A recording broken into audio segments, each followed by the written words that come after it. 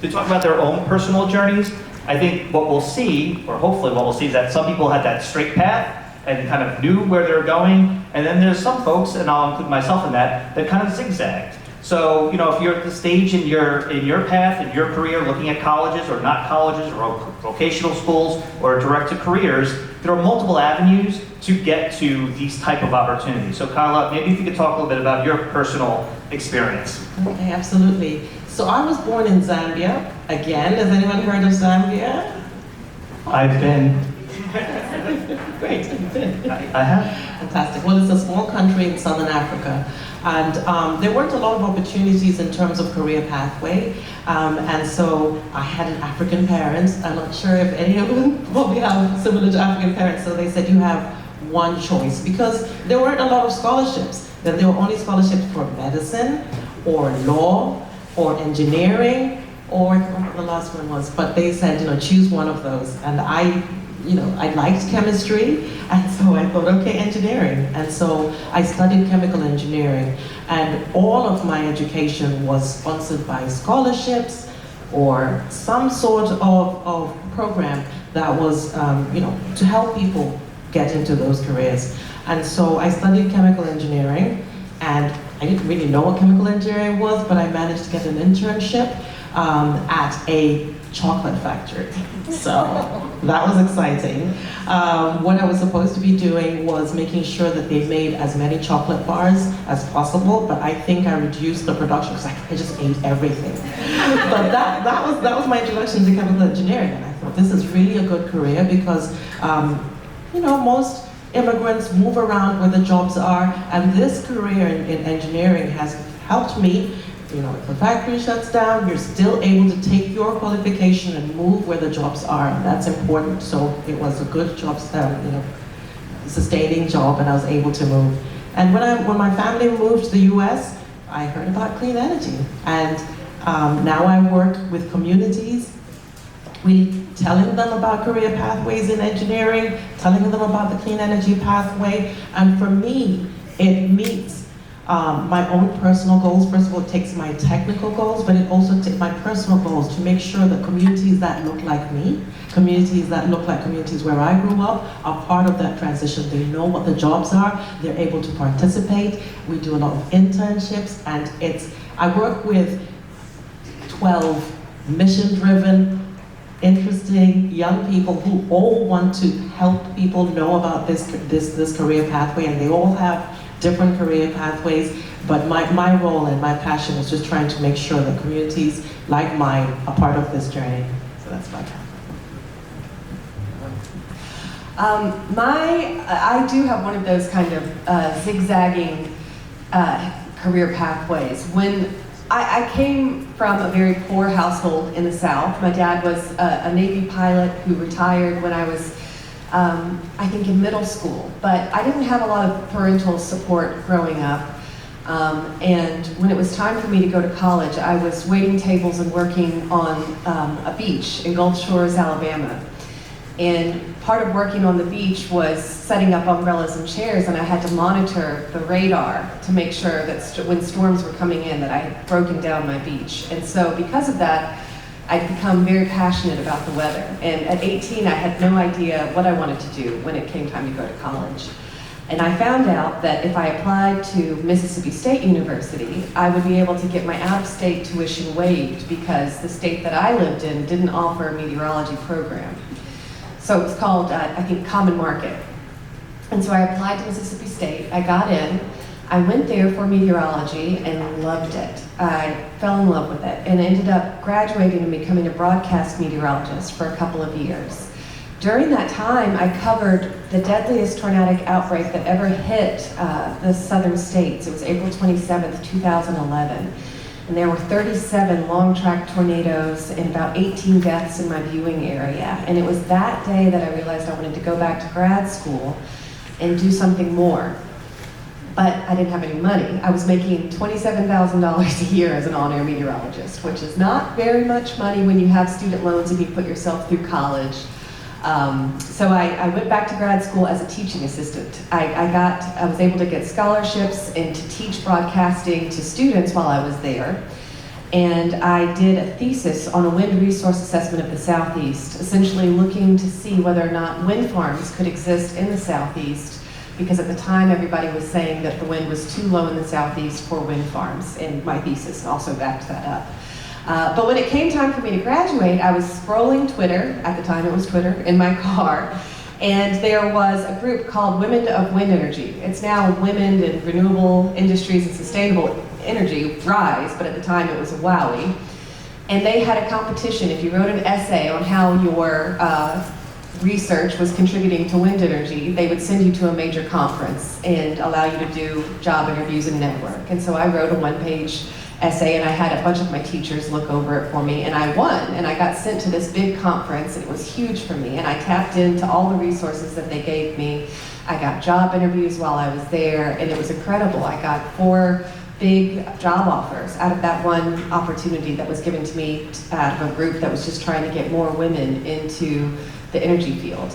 And through that, I got a job working in the private industry, moved into Brooklyn, New York, with a job that was in the private industry, again, working to build onshore renewable. I was calculating how much energy an onshore wind farm would produce, using my meteorology skills and then environmental science skills as well with my master's degree.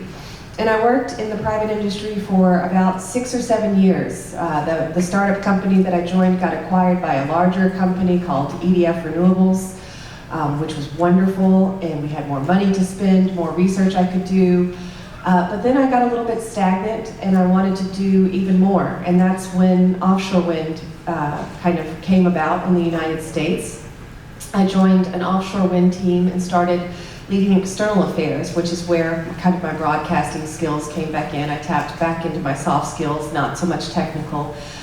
And then I got approached by this government employee, a woman that I was really, I really respected. And she talked to me about New York State's climate agenda and the need to build offshore wind in New York State and everything that the state was doing for climate justice and environmental justice. And I had been working a lot on getting more women-based businesses into the supply chain in my role in the private industry. And I just jumped at the opportunity to join NYSERDA in the role I'm in now, which is a little bit unheard of, to go from private into a civil servant role.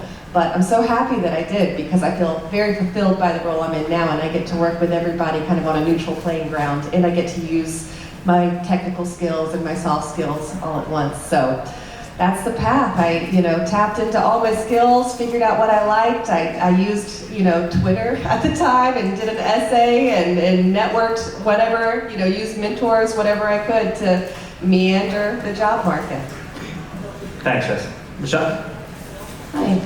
So I also kind of have a zigzag approach to how I landed where I am today. Growing up, I was a theater kid and I sang. So I was in all my school musicals, I was in chorus, and that's what I wanted to do with my life. I wanted to get my bachelor's in fine arts, and everything kind of changed when I was a junior in high school. I grew up and was raised in Newtown, Connecticut, so Sandy Hook is my hometown. So from that experience, it really changed the trajectory of my whole life. I got really involved in politics and government, and I went to advocate for safer gun laws at Congress, and I really got involved in my community, and we came together from that experience. So, like I said, I really thought I was going to do theater, and then I landed in a whole different field. From there, I was looking at colleges at the time, so I changed what I wanted to do. I ended up double majoring in political science and theater at Hofstra University, which is right next door. And I loved that experience. I was able to get involved locally in campaigns, learn more about government and how we can make change, how important using your voices and sharing your story. And so I really fell in love with government work. And after college, I got a job at the Suffolk County District Attorney's Office. I did a wide variety of stuff there as the Deputy Chief of Staff. I worked on hiring initiatives, internship programs, really anything and everything you can think of. It was whatever the district attorney threw at me. And from there, he unfortunately lost re-election, so I moved over to the county executive's office, where I became the director of intergovernmental relations, which is a fancy way of saying I worked with the legislature and worked on policies on behalf of the administration. So my big experience there for clean energy related was passing resolutions that approved electric transmission lines for the Sunrise Wind project. You know, sewers are also an important part of building infrastructure or building developments on Long Island, so approving different sewer projects across Suffolk County is another initiative I worked on, and then also water quality, you know, fighting to protect our water quality, make sure that everybody has clean water is another part of my journey. So all of that led me to where I am today. Unfortunately, the county executive, his term is ending, so you know, I'm trying to find where I wanted to work after that. I ended up seeing that National Grid had a spot available, and being in the clean energy space is so important, especially now, for our future, because climate change is such a huge impact on our day-to-day lives.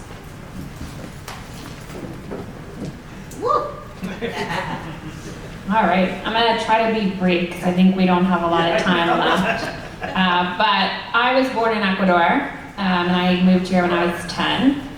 And then I kind of meandered through school by myself because, as most of us who are immigrants, their parents kind of don't know how anything works.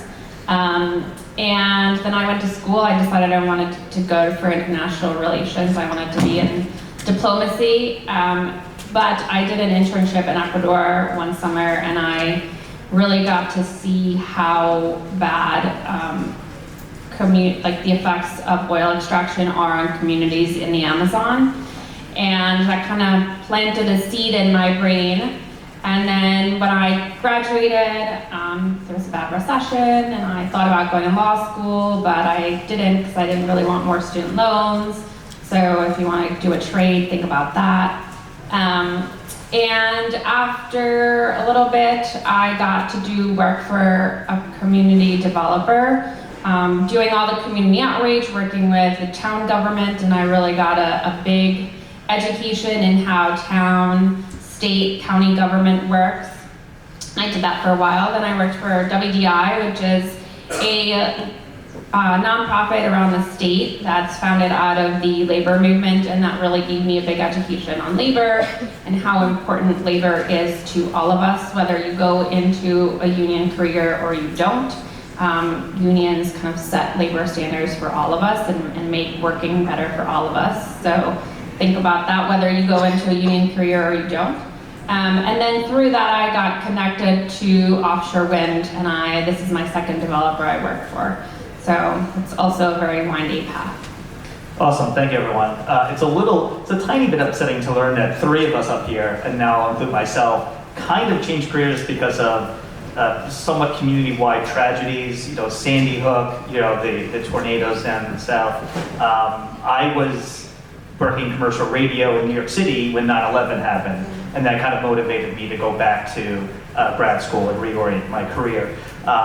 But let's move away from tragedies that open up opportunities or changes in our lives and talk about opportunities and interesting ways to change the world for the better as far as clean energy is concerned, right? So we talk about clean energy for the future, but right now there are clean energy projects finalizing in development. Can we talk a little bit about that? And then specifically, you know, how these projects offer opportunities, exciting opportunities for the young people in our audience. So how could they break into these careers in a way that's much more motivating and leads to kind of a greater plan and a greater world?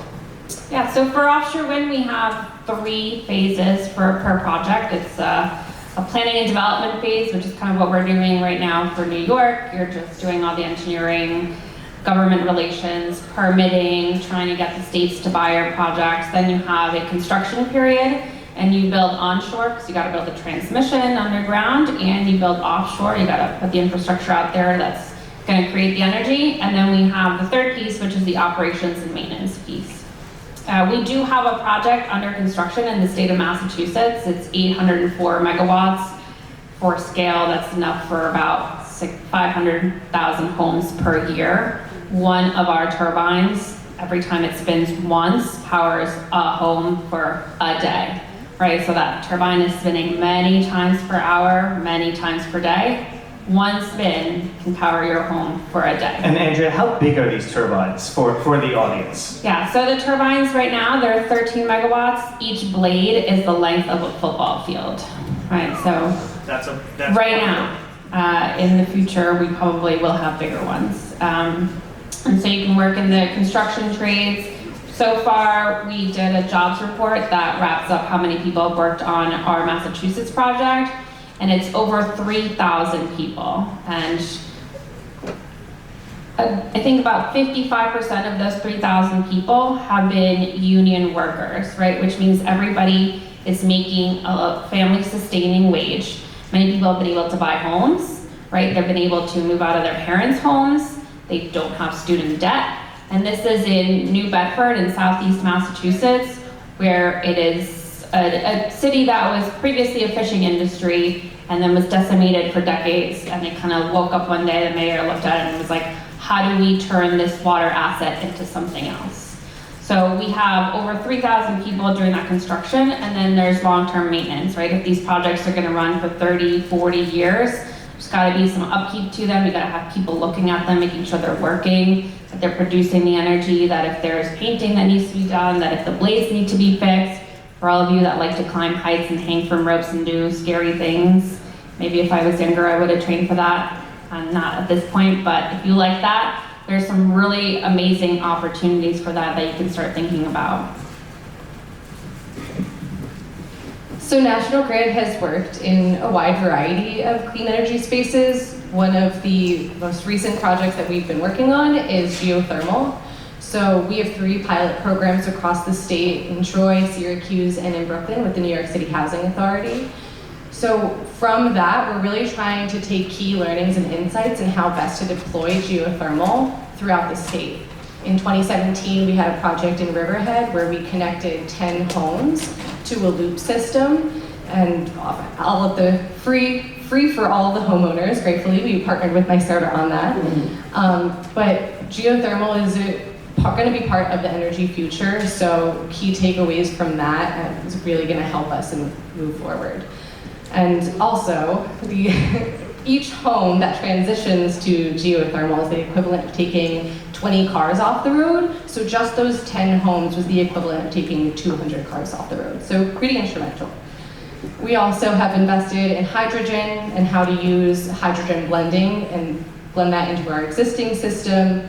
Renewable natural gas, we've worked with American Organic Energy and out in Yapping. They collect food waste, and then using that food waste to blend that into our existing system as well is a lot of the different projects that we're working on. So there's really so many ways that you can get involved in clean energy. It's whatever you are passionate about or want to learn more about. Nothing's stopping you except, let me read this article or just read this report and learn more about what is happening throughout the state, because there are so many opportunities for you to join, whether that be designing the projects, constructing them,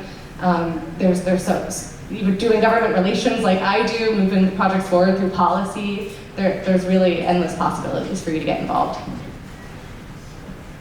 All right, I'm seeing too many heads down out there. So we're gonna do some interactivity. How many of you like working with your hands? Raise your hand. All right, so if you like working with your hands, there's always labor jobs. We've got, for the clean energy movement, we need a lot of welders. We need a lot of folks that are interested in working in cranes. We've got one of the largest cranes in the world coming into Brooklyn at the South Brooklyn Marine Terminal. We're talking something that's the size of the Chrysler building, lifting component, pieces, Lego pieces, essentially, taller than the Chrysler building itself. So you have to have a crane big enough to lift even larger component pieces on and off of vessels, ships that are going to go out into the ocean to be built. We need people to work on that. If you like lifting things and moving with your hands, we need electricians. People that are going to be out there building our new transmission grid, which needs to be smarter and more advanced than ever before. You know, all of the electrical lines you see dangling above your head out on the street by the roadways? Those are gone. We need electricity lines that go underground for more climate resiliency so they don't get blown down by the wind and impacted by flooding and future storms, right? So those are a few of the labor jobs. And if you go into labor, you get paid right away. No student loans. You, as an apprentice, you start getting paid while you're learning. That's the cool part of it. And we're talking about salaries that are well over 6 figures. So, if you like that sort of things, iron workers, we've got tons of folks. Our first wind farm that was ever built, commercial scale wind farm, South Fork Wind Farm, off the coast of Montauk, already spinning, powering 70,000 homes. We had a bunch of New York State iron workers out there welding, building that wind farm. They said it was the experience of a lifetime. Can't wait to go out and do it again. They were out there on something called a service operation vessel, an SOV. It's like a fancy floating hotel with gym, movie theater equipped on this vessel, and then they go out every day and build the wind farm, and they loved it. So think about those jobs. I'm talking electricians, iron workers, painters, dock builders, crane operators, all in the labor field. All right, if you don't like working with your hands, how many of you like designing stuff, kind of doing artwork things? Engineering work, blueprints, there's a thing called AutoCAD. Get into that, look into it. We need people that can design a grid for tomorrow. We need people that can look at data that is coming in from the ocean floor. We have people out on ships mapping the ocean floor with what are they called? Radar. Thank you. With radar. That data's coming in and it's showing what's on the seafloor and what's below it. And then we have engineers that can take that data and say, this is what the structure needs to be built out of and where it needs to be placed. And they're drawing up schematics so that we know how to design our wind farm for the environment that it's based in. If you like, how many? Jess, I'm sorry, you're crushing it with this answer. It's our best one yet, but they're going to give us the hook soon, so I don't want to. Atmospheric scientist, marine biologist, if you like animals, if you like weather, all of these roles existing for you all. Okay, I'm done. And talk to her afterwards. She's going to have more jobs for you, more opportunities. So please, Kyla. So New York State is in the middle of this clean energy revolution. I mentioned before that most of the electricity and the power is made upstate, but most of the people live downstate. And we have a transmission line, an electric grid that's aging. If you think about a highway that it just needs more cars to go through it, and we need more lanes. So we're involved in a transmission line alongside National Grid, Quanet, Propel transmission line, and that's to decrease congestion and to provide more access for clean energy. For all the energy that we're talking about on this panel, we're going to try and bring more energy through Westchester, through the South Bronx, to Long Island, because how many people have more than one iPad, phone? Everyone, as climate change is happening, we're only going to need more air conditioning, we're going to need more heat pumps, and so we're only going to need more energy. So this is an industry that's going to need more people. At NIPRO, we do a lot of internships for high school students. Guys are high school students through something called the P-TECH program. And as part of those internships, we try to show what are those new careers of the future. So we have internships where you can, at the end of it, you can get your certified energy audit certification. You could become a drone pilot, and we help people do the exams to become a certified drone pilot. If you're interested in social media, we have to talk about these projects. We have to tell communities about this project. And I think we all have really exciting jobs, but I think my job, challenge all of them, is just as exciting as anyone else's. We travel around the state telling communities about the projects that are coming so that they understand and they're part of it. Because the projects and the infrastructure is in your community, so you have to be involved and you have to be able to advocate for those projects for your community and get those jobs in the future. So my advice is just keep looking. AI, cybersecurity, drone pilots, energy auditors, HVAC. There's so many jobs that are coming in the future, and they're all for you. Okay, any questions? Do I have time for a student question? One student question. Who's going to give it to me? Too much pressure. Anyone? You got one, you got one, you got one. So, yes, all right. Thank you. Yeah, good question.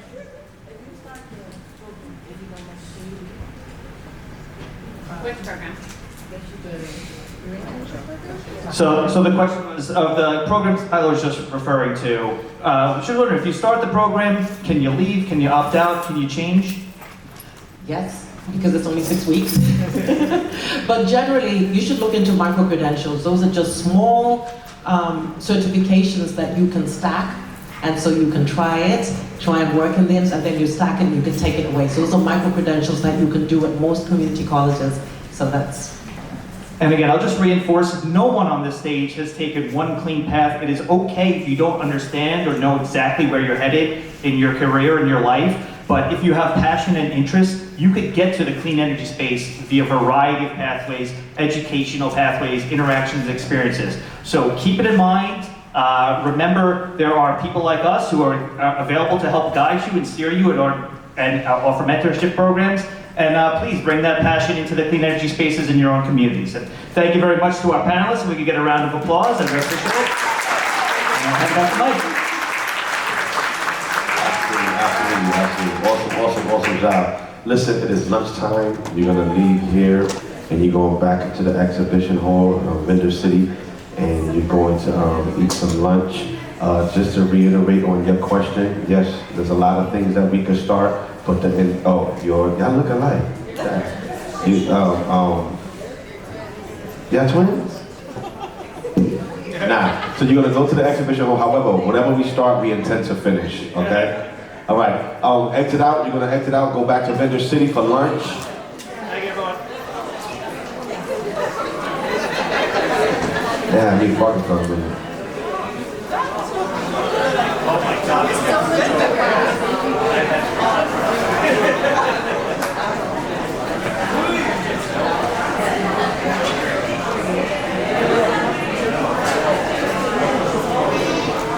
Straight to Vendor City, straight to the exhibition hall, straight to the exhibition hall.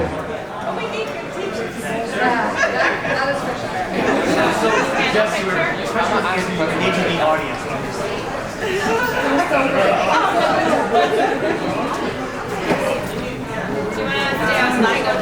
Oh yeah, yeah.